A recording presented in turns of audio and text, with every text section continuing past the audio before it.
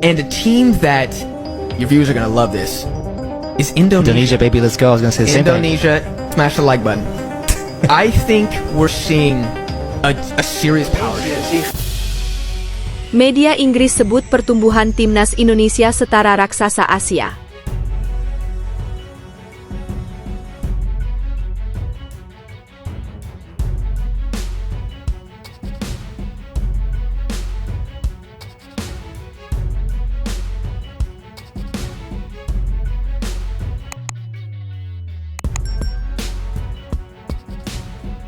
Pertandingan kualifikasi Piala Dunia 2026 zona Asia antara Australia dan timnas Indonesia yang akan digelar di Sydney Football Stadium, Kamis, 20 Maret 2025, disebut titik penting dalam perkembangan rivalitas kedua tim. Media Inggris, The Guardian, menyoroti bagaimana pertumbuhan persaingan antara Socheroos dan Garuda memberikan pengaruh dan mendorong peningkatan kualitas bagi keduanya. Jika selama ini Australia sering menganggap Jepang sebagai rival utama di Asia, kini Indonesia mulai muncul sebagai pesaing yang patut diperhitungkan. Jepang saat ini berada jauh di depan dalam persaingan grup C dengan selisih 9 poin, sementara Australia berada di posisi kedua hanya 1 poin di atas tim terbawah, Cina. Dalam kondisi ini, persaingan antara Socheroos dan Garuda bisa jadi pendorong bagi kedua tim untuk terus berkembang. Indonesia sendiri telah menunjukkan ambisi besar dalam sepak bola internasional. Hasil imbang tanpa gol melawan Australia di Stadion Utama Gelora Bung Karno, SUGBK, Jakarta, September 2024, menjadi bukti timnas Indonesia kini bukan lagi lawan yang bisa dianggap remeh. Sejak saat itu, Australia mengalami perubahan dengan mundurnya Graham Arnold sebagai pelatih kepala dan digantikan oleh Tony Popovich. Sementara itu, timnas Indonesia juga mengalami pergantian pelatih dari Shin Tae-yong ke Patrick Kluivert, yang ditunjuk pada Januari lalu. The Guardian juga menyoroti salah satu perubahan besar di timnas Indonesia, yaitu meningkatnya jumlah pemain yang berkarier di Eropa.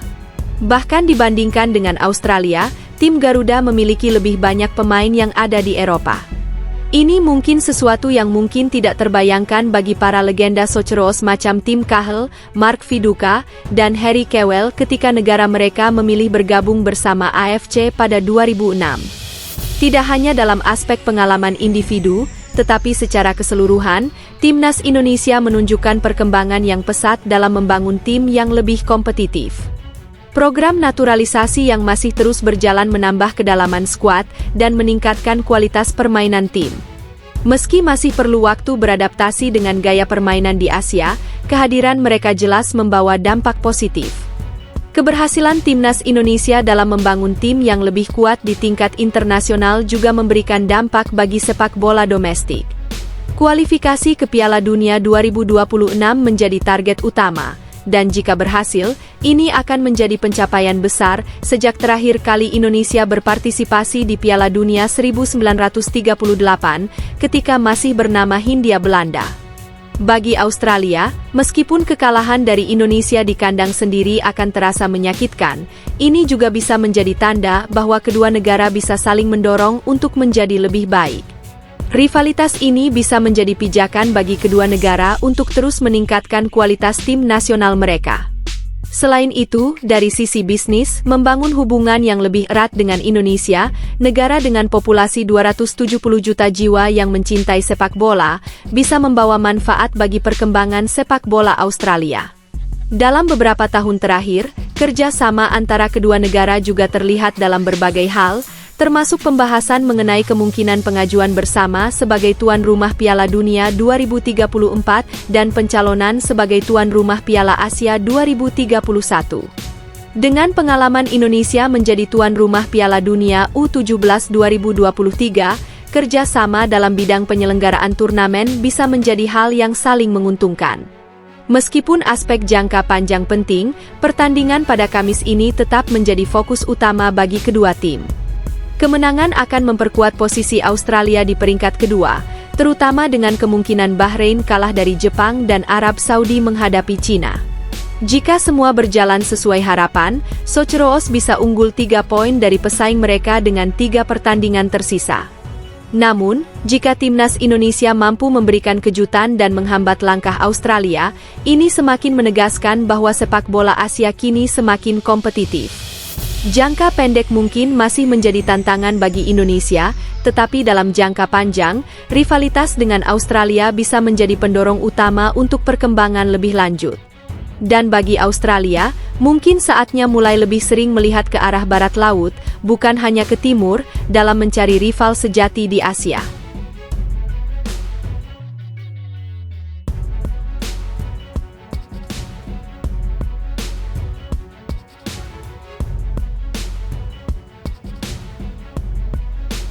Patrick Kluivert coret 4 pemain untuk lawan Australia di luar yang absen, 5 pemain belum debut di timnas Indonesia.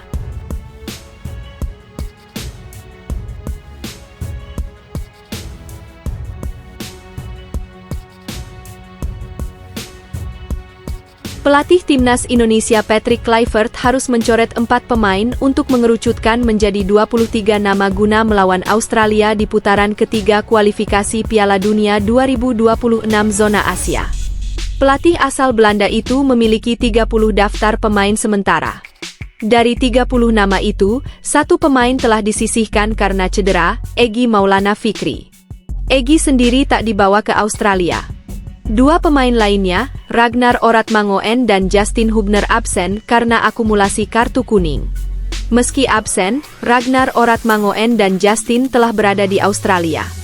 Sehingga jelang melawan Australia, Patrick Kluivert masih memiliki 27 pemain. Timnas Indonesia akan melawan Australia di Sydney Football Stadium pada 20 Maret 2025. Nantinya hanya 23 pemain yang didaftarkan untuk melawan Australia. Itu artinya Patrick Kluivert akan mencoret 4 pemain. Lini gemuk di timnas Indonesia berpotensi akan menjadi sasaran. Kini ada 4 kiper dengan masuknya Emil Audero, kemungkinan 1 kiper akan dicoret antara Nadeo Argawinata atau Hernando Ari.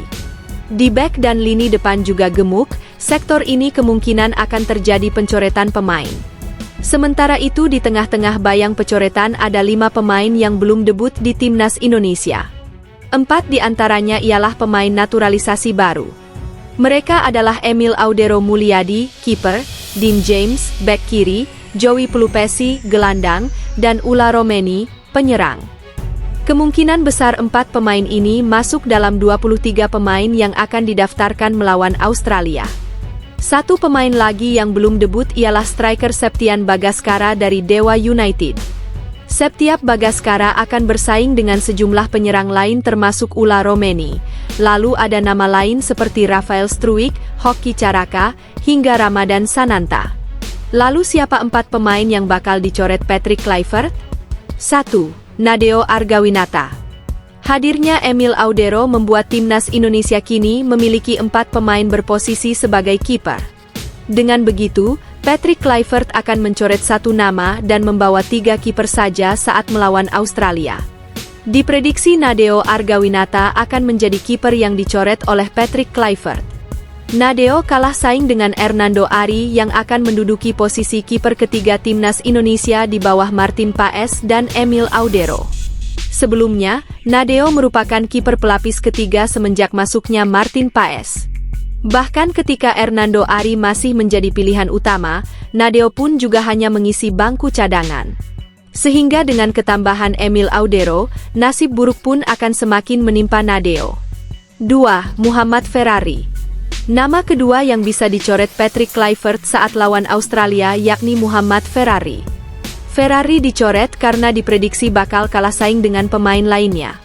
Apalagi, timnas Indonesia saat ini memang memiliki stok pemain belakang yang sangat melimpah. Jika menilik dari daftar pemain timnas yang dipanggil Patrick Kluivert, kini ada total 14 pemain yang berposisi sebagai bek. Khusus bek tengah, ada nama-nama seperti Mees Hilgers, Rizky Ridho, Justin Hubner, Jai Itzes, Jordi Amat, dan Muhammad Ferrari. Selain itu, pemain-pemain lain seperti Kevin Dix, Sandy Walsh, Nathan Choyaon, dan Kelvin Verdong juga bisa bermain sebagai bek tengah. Kondisi kaya opsi di sektor lini belakang tersebut akan membuat nama Ferrari tersingkir. 3. Hoki Caraka. Nama ketiga yang berpotensi dicoret Patrick Kluivert adalah Hoki Caraka. Hoki Caraka kemungkinan besar bakal dicoret Patrick Kluivert. Performanya di Liga 1 musim ini yang kurang tajam membuat Patrick Kluivert bakal memprioritaskan pemain lainnya.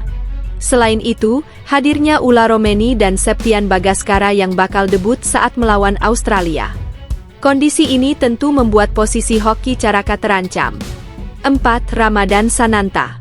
Nama terakhir yang berpotensi dicoret adalah Ramadan Sananta. Ramadan Sananta masih memiliki kemungkinan untuk dicoret. Sebab, belakangan ini performanya melempem bersama Persis Solo. Tentu semua tergantung pada Kluivert sebagai pelatih kepala. Sananta bisa jadi dipertahankan mengingat timnas Indonesia butuh pelapis Romeni.